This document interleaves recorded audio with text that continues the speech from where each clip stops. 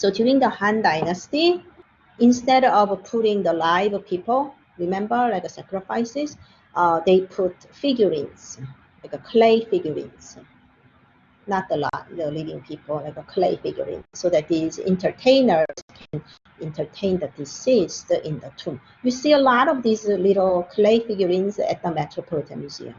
They can create this beautiful bronze statue, like a horse riding on top of the swallow.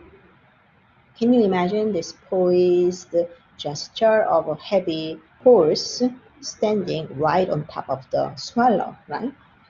So in Han Dynasty, the most important bulk that you should remember is funerary banner from Mawang Dui. Again, you know, the Changsha in Hunan province, it is a very important town for archaeological excavation. It is relatively dry, so that it preserves a lot of good ancient objects. There was an excavation of a woman named wife of the Marquis of Dai. There was a woman, she was the wife of the governor of that region, like that Changsha region, and she died, and then her family created a lavish tomb, and that was excavated again in 1970s. So her tomb, her coffin was covered with this funerary banner. So you can imagine it's like a hanging banner, right? Like a long hanging banner, and as you can see, it has 4 levels. So this is the current world, and this is the underworld, and then this is on the way to the celestial realm. And after this canopy, these are 2 guardians, right, gatekeepers, and you get into the heavenly realms. Families here, the close-up is here. This view is closed up here. So families are seated in front of that table with the ritual goods. You know, you can see 1, 2, 3, 4, 1, 2, 3, 4, maybe 5 over here. So 4, 4, 8, 9. So maybe her descendants, you know, they are organizing rituals for the soul of this lady Dai. And then these are the bronze vessels that we've seen in earlier periods, right? Big ones, and then smaller ones. And then her soul is somewhere in the middle ground, and we are going to see the close-up of this view. So this was originally her tomb, Lady Dai's tomb, dated 168 BCE. This is showing the soul's journey to the next life. So Lady Dai herself is a stand over here, an old lady with a cane, because she will go a long journey. And then in front of her, there are 2 men kneeling in front of her, and they are handing over some sort of documents, and it shows her good behavior, like what she did, you know, how she helped the poor people, what she did for her community. And then there are 1, 2, 3 attendees, right? Like 3 attendees right behind her. So they will follow her through her journey to the next life. So where does she have to go? She had to go through this gate with gatekeepers, and then hand over her documents. Shows that she's a really good person. So this is the heavenly realm.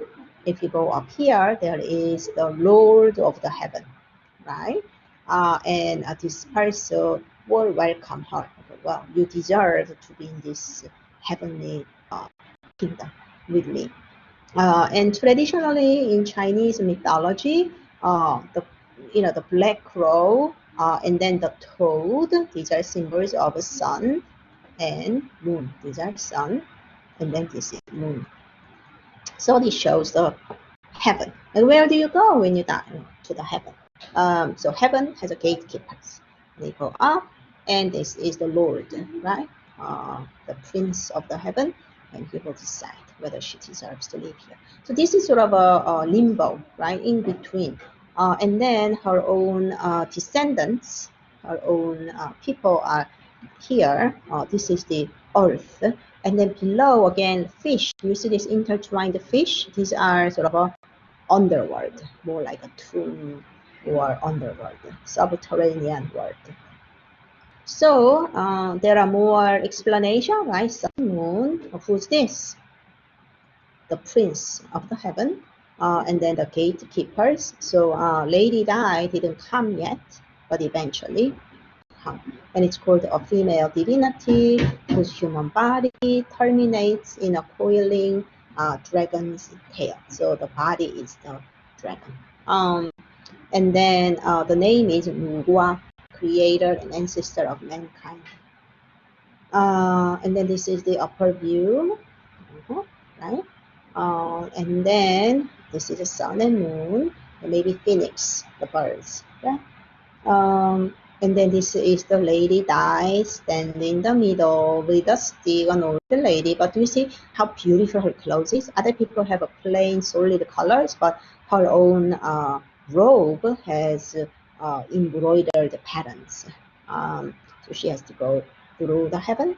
And then this is this word. Her her descendants or family members are celebrating rituals, ancestor worship ceremonies, and then these are underworld, and then supported by this giant. This is important for you to understand.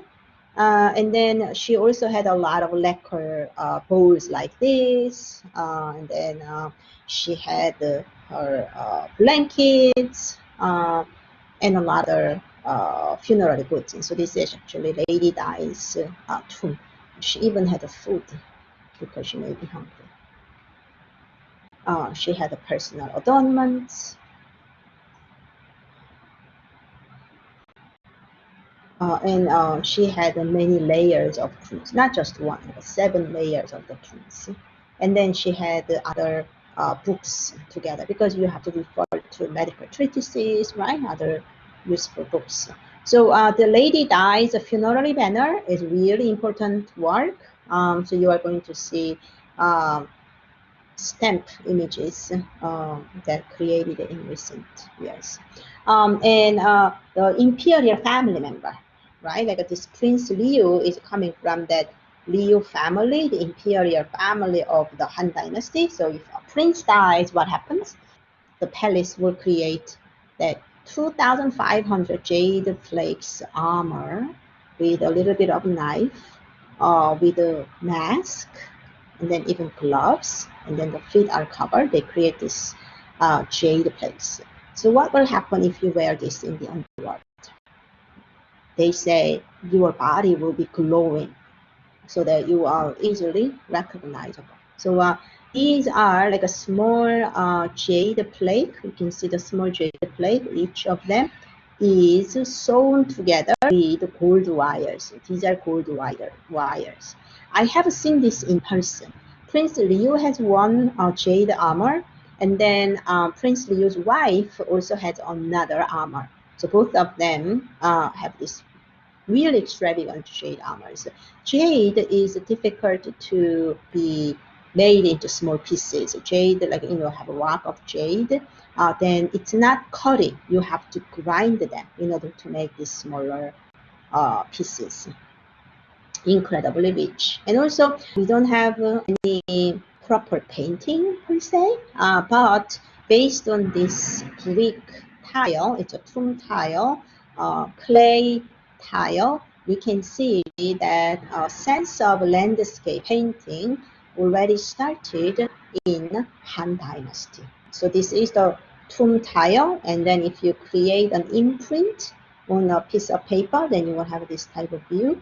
And there are some sense of space and trees and landscape. We can imagine that if they started a prop painting per se, they probably had a pretty good development